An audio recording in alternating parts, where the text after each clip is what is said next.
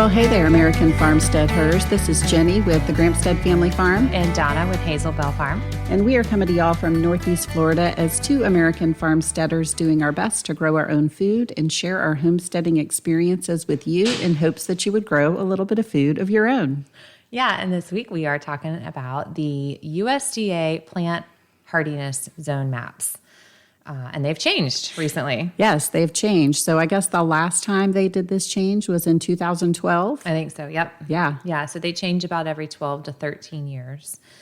And there's been a lot of hoopla. A little bit, yeah. In the homestead world about it. Yeah, but one interesting fact that I did read about the change is when they made this map back in 2012, there were only like 7,000-ish weather stations that were involved in the data collection. Right. And this time when they did it, there was over 13,000 weather stations involved. Yeah, I was reading on the USDA's website about that, and they mentioned that the data points are a lot more conclusive now. Yeah, than so they've been ever a lot more before. thorough. Right.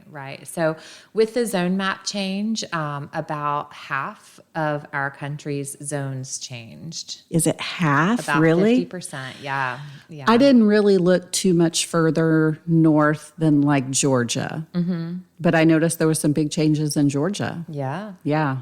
So the gardening zones in the United States are divided up from zones 1 through 13, 1 being the coldest, 13 being the warmest. And then you get half zones. So that's where the A and the B come in. Okay. Right? So we have been, historically, we've always said 8B/9A, right? Yeah. And, well, what is it? Well, literally, the dividing line kind of went like right over our town. Mm-hmm. And so you have to account for microclimates. But we'll talk about that more in a minute. So A and B are the half zones, and those kind of go on 5-degree increments, where the 1 through 13 goes on 10-degree increments. Okay. So, for example, we are zone officially 9A now. Right. Which means that our average lowest temperature over the last 30 years is between 20 and 30 degrees Fahrenheit. Right, because that's what the data is based on. It's the average over 30 years. Yes. Okay. Not necessarily the actual coldest in the last 30 years. So keep that in mind when you're planting. Okay. Right? So the half zone. So we're 9A. Definitely not 9B. Right. So 9A is going to be those 5-degree differences. So really between that 20 and 30, we're really like 20 to 25 is our average low. Right. Does that make sense? Yeah. Okay, good. It does. Where 8B, our average low before, they were saying was 15 to 20. Right. So now, that said, I know several times in my gardening career, for lack of a better word, experience over the last 15 years that we've had nights in the teens, right? Yeah, it definitely has happened. Yeah. So experience matters. Yeah. Especially here at my house. Like, I feel like we get way colder than anybody else around us. And I don't know if it's just because of our setup. Like, our property is basically in the middle of 200 acres of woods, basically. And then, here we are, big open 10-acre pasture. And man, that wind comes through here and it gets cold. Yeah. Really kind of settles in right here. Yeah. So those microclimates matter too. Yeah, absolutely. We had our first frost about a week ago. Yeah. And Jenny and I were talking before we started recording, and I kind of got like very patchy frost. In fact, my garden didn't really get frost, I don't think. Mm-hmm. My yard was patchy. The roof on the roof structures were patchy frost. But Jenny said heavy frost. Yeah, I did. I had heavy frost. Mm-hmm. I had some water collect on the top of my meat chicken tractor, and it froze. Oh, so you were more than frost. It was cold. Freezing. Yeah, and that morning when Tori left in his truck said 28 degrees, and the weather was forecasting like 34 degrees, I think, for that night. I think we were at 34 in that morning. We were solid solid white out here. Wow. It was like winter wonderland in Florida. We're only 15, 20 minutes apart. So All the Florida kids get all excited. it's like snow. It snowed. It's frost. Not really. That's cute.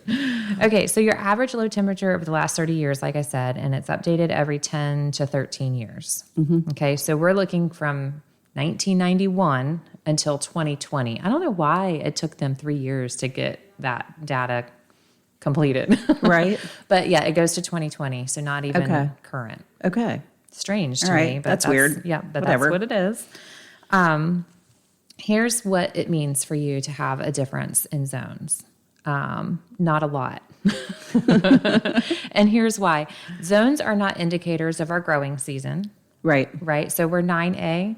9A kind of skirts the coast all the way around the United States. If you're in Canada or some European countries, they have some growing zone another kind of chart. Canada has another kind of chart. Mexico doesn't do anything like that at all. So this is really specific to the United States as far as growing zones go. So yeah, they don't tell us, they're not relevant to our first and last frost date.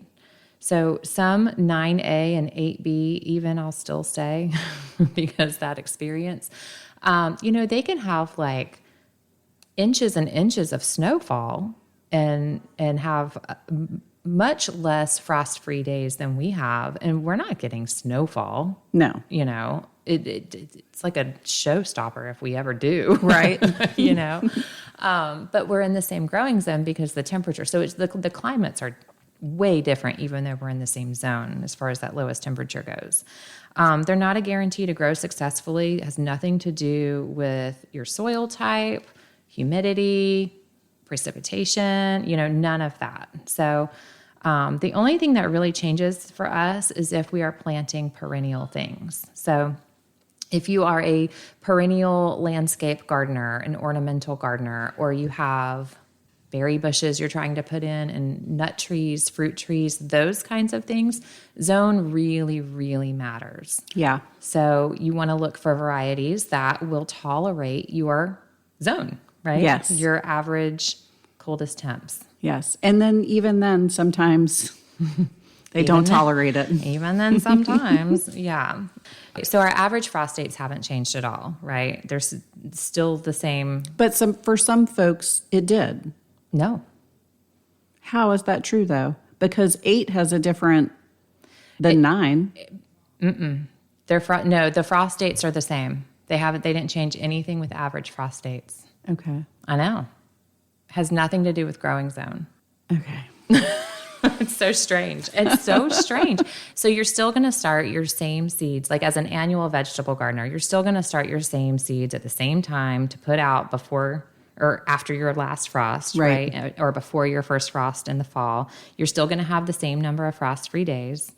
Don't tear out your existing plants just because they may not. This is stuff I've heard, questions I've seen. Yeah. Should I tear out these plants since now they're not acclimated to my zone, or they're not, hybridized for my zone? Right. No, don't do that. No. You may have to protect them a little more than you did before. Right. I don't know. Like, I still feel like if we're going to see temps that are 18 degrees, I think if we did, it would totally be a freak thing. Right. I mean, I know we have. Yeah. So, but it's not the common. It's not the usual. Common. It's not the average. Right. It's the low, low, low. It's the lowest low. Yeah. And so, your plants might be fine. Over a 30-year period. Right, exactly. So your lemon trees might be fine for 4 or 5 years and you're getting production. Are you really talking about my citrus tree that I lost last year? In that freak cold. In that freak cold. We had like 4 days where it was in the 20s. And it didn't get above freezing. And my beautiful citrus tree, and I mean, this thing was established. I had been pulling off of it for several years now, and dead. Yeah. Yeah. So that can happen still. Yeah. Like that can totally happen. And I mean, that could happen before. So, I mean, that's not, like I said, there's not a lot of difference here. If you're pushing your zone with stuff like citrus, avocados, like where we are, we can grow those subtropical things for a while. Kind of. Like if you hit the window right to get them mature enough to be able to withstand something like that. Yeah. Then you might be okay. But, there's a reason that Florida lost, I don't know, like 80% of its citrus crop back in the early 1900s because we're not designed for that. Like right. The climate doesn't work for that. Yeah. I feel like I'm tripping over my words.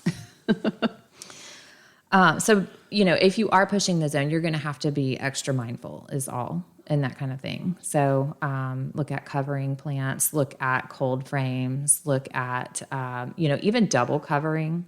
If you grow under like a high tunnel of sorts, you can still use low tunnels along the ground.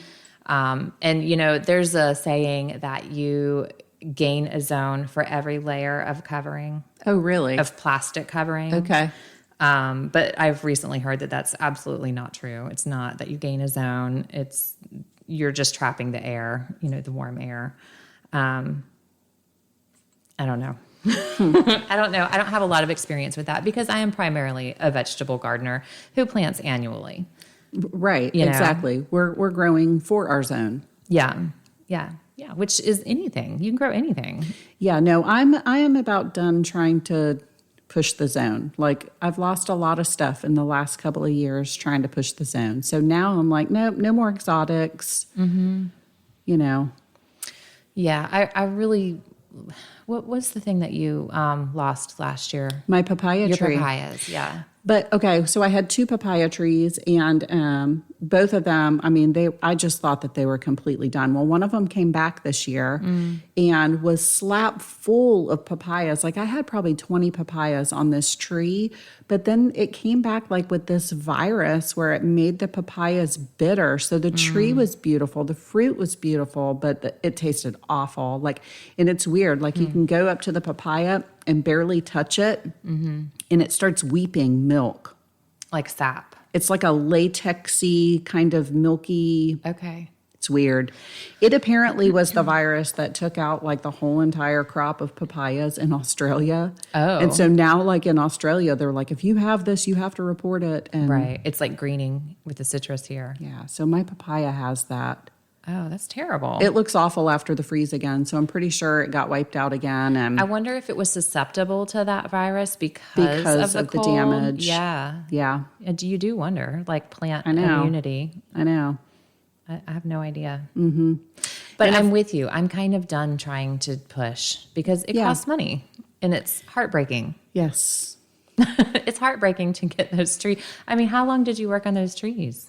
The papaya trees for a couple years. Right. Yeah. Before you got fruit, you had one good fruitful year. Yep. Mm-hmm. And then they're done. Yep. Yep. And they were so pretty too. And it's so exciting because I don't grow a whole lot of fruit. I had my awesome citrus tree that died, but so for me to have like fruit on a tree, like that was a big deal. Yeah. So, hey, I saw this really cool graphic the other day online. I screenshot it. I meant to send it to you. It was, and I can't remember what website put it out. It's one of the popular homesteading websites. It was a graphic about how many fruit trees do you plant per person for your house for a year's worth of fruit. Okay. And a lot of the stuff that they had on there was stuff that will grow in our area. So I thought, oh, that's kind of cool. Send that to me. I know. Maybe we'll have to do a podcast about it. We'll talk about it one day. Fruit tree. Yeah, I'd like to better my fruit tree situation. I've had some success in the past, and I don't know how to not move, so I've left them behind. Not where we are now, though. Currently, I don't have any decent fruit trees happening. Yeah. So I have a really pretty Barbados cherry, again, pushing the zone. Right. And did you bring it in? No, but I didn't expect a freeze. I expected exactly what we got, patchy frost. Yeah. And it's underneath an oak tree. Okay. So if it freezes, I'll bring it in. It's planted in a bucket. So like a big, I think it's, what are those mineral tubs? Like 30-gallon pots, something like that. I think so. So I'll be able to bring it in to the garage, which we have a gas furnace on our house. and which is in the garage. So the garage warms up, so I can put it in there. Nice. Yeah. That's a good option. Yeah. So that's the plan. So yeah, if you're trying to push the zone, you might have some differences. You might be able to actually push more because the way the zone shifted, everything's a little bit warmer. So that's cool. Yeah. I think as far as growing goes. Yeah, absolutely. You can tolerate a little more, except if you're here and we need chill hours for certain things like apples, or peaches. We need a certain number of chill hours for those fruit trees to fruit. You have to be mindful of your zone. Mm-hmm. So again, though, experience counts. So if what you have is working, don't go tear stuff out. Goodness, no. And teach us. Right. Send us. What are those varieties that you're using? We'd like to know. Yeah, for sure.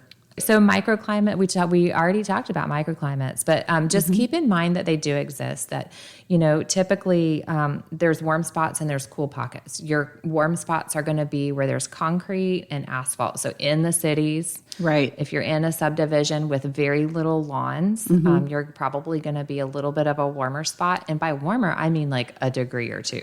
It's not like if your whole region is freezing, you might expect it to be cold. Yeah, it's going to be cold, but maybe you don't freeze if it's a difference of, 31, 33 degrees. Along rivers or like large bodies of water are going to be warmer pockets. And so you'll be able to get away with maybe those citrus things and cherries and stuff like that. Cooler pockets are going to be in your more rural areas outside of the urban sprawl, which is kind of where you are. I mean, it's kind of where I am too, but also like hills and valleys make a difference. Like where my garden is specifically on my property, it's in a dip on our land. And so a lot of times that cold air flows over the top of it. It doesn't settle down on the garden and we miss the frost. Yeah. So that's kind of a benefit. That's not nice. why we put it there, but I'm so thankful. But it sounds good. It's a really good testament to, and I just got lucky. Like we did not pay attention to the land for a year before we put anything in. No. Like they tell new homesteaders to do. Just pay Observe attention your to land for a year. No. Yeah. Do the sun mapping and watch how the water flows. Like all of that is great advice. But it is. The reality is, I don't know anybody who does that. No, I don't know anybody who has done that. We surely did not do that. Like no. As soon as we got here, we're like, yep, let's go. The garden goes here. Yep. Yeah. And like as a gardener, I'm not going to live on land and not have a garden. No. So yeah, it went first and we knew right where we wanted it and we got lucky. Right. So thankfully that worked out. So, I think that's the gist of it. The only other thing I can think of is there's acclimation. A lot of perennials, they kind of naturally gain some cold hardiness in the fall as the number of light hours goes down and the cool temperatures come back in the evenings. So, if you have that cooler, a period of time where it's cooler before it gets cold, then those perennial plants have a stronger chance of lasting. But like last year when you lost so many of your established fruit things, we didn't have any cool temperatures. Like our first frost was 20 degrees cold. It was like major. Yeah, it was not just frost. It was and like it lasted, a wipeout. It lasted for like 3 or 4 days. Yeah, it was very, very cold. And like a lot of the Southeast saw that same cold. I don't ever remember it being that cold for that long where we are. Yeah, no. Never. No, yeah, it was a long time, 4 or 5 days. Came out of it back to 80. Right. Like Florida likes to do. But by then everything was brown and sad and we had lost so much. So, but if you have cooler nights for a while before that first frost or before that first freeze, you're likely to save your plants. Yeah. And then they kind of lose that cold hardiness in the spring. So, yeah.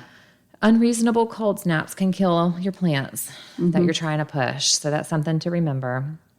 And the last thing I would say is that maps should be a guide, not the rule. Like I said, experience matters. Absolutely. You know what has worked for you. If you've kept any kind of gardening records, you know when to plant, you know how many frost-free days you have left, you know when to push it and when it's a risk that you're willing to take or not take. Yeah. So just keep at it. Talk to your experienced people around you if you don't have the experience. Yeah. Find out what are those master gardeners doing? What are the farmers doing? When are they selling green beans? And then count back days to figure out when they planted it. Yeah. If you don't want to bother them. Yeah. So that's been like the latest kind of agricultural, like hot topic, but I got another one. Yeah. Yes. Our broken food system. Hello, all these chicken plants. Okay. Well, hey there, American Farmsteaders. We just wanted to let y'all know that we have a brand new website, AmericanFarmsteadhers.com. It's your hub for modern homesteading inspiration, knowledge, and community. You can find encouragement to grow food from our blog, podcast, and our in-person workshops. You can find all this and our merch store, which supports the podcast and the blog. Be sure to check it out and subscribe to our newsletter while you're there to keep up with all the Farmsteadher happenings at AmericanFarmsteadhers.com. Okay, so Another plant. Local. Yeah. And so Tyson, who's owned by China, okay, we'll just preface it with that, shut down their one of their, I don't know if it was the largest plant, but it was in Oklahoma. And so they shut that down. And, you heard a little bit about it, but not a whole lot of ruckus went on. But then it happened again at the end of November with a different company, Cook's Venture, I think is the name of the company. I don't know who they're owned by, but Cook's Venture, they apparently gave their farms that they contract with for their poultry, like, no notice at all that, like, hey, we are closing up shop. And so there was a farm that I had ran across on Instagram on the Homesteaders of America page that was commenting on their post about it, saying that they were one of the farms that was contracted as a poultry provider for this Cook's Venture. And they came out to their farm and killed all of their meat chickens. Oh, my gosh. 2 chicken houses, 34,000 chickens were killed on this farm. And the farm said on Instagram, they left them to rot in the chicken houses. Oh my gosh. And they gave these people zero notice of, hey, we're closing up shop, and nope, we're not going to accept those 34,000 chickens that are ready for butcher. And yes, we are killing them, and you have no say in the matter. That's ridiculous. What a waste. I know. How many hungry people can be fed by 34,000 chickens? 34,000 chickens. I mean, if you consider they're a 5-pound chicken when they're processed. And I mean, and not just people, but like the chicken, I'm at a loss for words. The chicken can be used. Like, how many times have we talked about, not wasting and making the stock and using the feet and the heads, and there's pet food and the organs. And there's blood meal for your garden. And there's blood meal. Like, there's so much the whole chicken can be used for. Yeah. And then you can compost it at the end. Yeah. Right? I can't fathom 34,000 chickens dead for no reason. Yeah. But I mean, it just leaves me speechless. I have The company basically stated that, they absolutely just had no more money to continue their operation. They had no choice but to immediately just close down. And the thing about that is these chicken farmers who are actually running the farms that are not Tyson and not Cook's Venture, right? Right. The farms are small family farms. They're people who have land, they've had farmland for generations, right? And a lot of times, like, they were a different kind of farm. Right. Like they produced a crop, or they were a dairy farm or something that this isn't going well. The numbers didn't work out for them. And they ended up needing to switch gears. And so they contract with companies like Tyson. Yes. Right.